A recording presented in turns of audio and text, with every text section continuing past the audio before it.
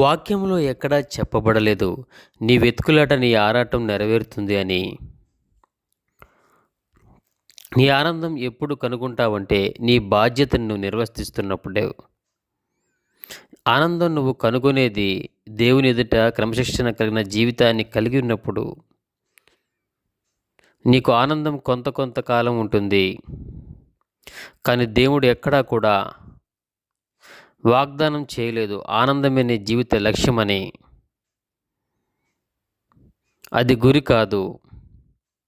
మన గురి దేవుని విధేయత చూపించడం, మన గురి దేవుని చిత్తం చేయడం, మన గురి యేసుప్రభుకు శిష్యునిగా ఉండుట. అలా ముందుకు వెళ్తున్నప్పుడు ఆనందాన్ని దారిలో అక్కడక్కడ పొందుకుంటాం.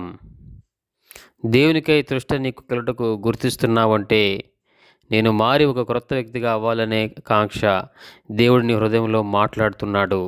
నువ్వు స్పందించినప్పుడు ఆయన మారుటకు శక్తి సామర్థ్యం ఇస్తాడు. ఎందుకంటే ఆయన మాత్రమే మార్చగలడు. ఆలస్యం చేసే కొలది సరైన నిర్ణయం తీసుకునే కష్టమవుతుంది. నిర్ణయించుకొనకపోవడం అనేది నీ ఎంపిక.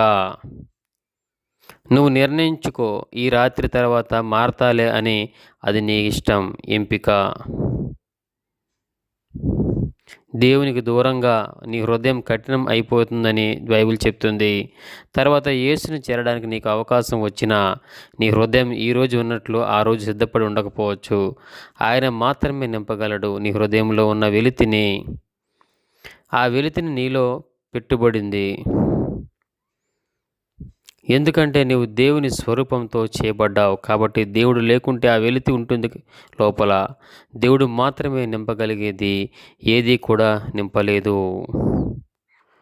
వివాహం నింపలేదు,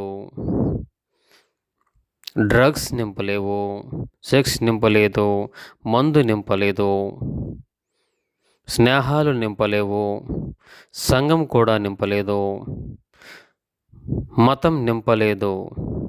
కానీ యేసుక్రీస్తు ప్రభు నింపగలడు. నీవు నింపి నీలో సరికొత్త జీవితాన్ని ఇవ్వగలడు. ఈ రాత్రి నుండే యేసు ప్రభువును సవాలుగా నువ్వు అంగీకరించగలిగితే, నిన్ను ప్రేమించి సిలువలో ప్రాణం పెట్టి తిరిగి లేచి రాత్రి సజీవుడై నీ హృదయంలో జీవితంలో రావడానికి సిద్ధంగా ఉన్నాడు.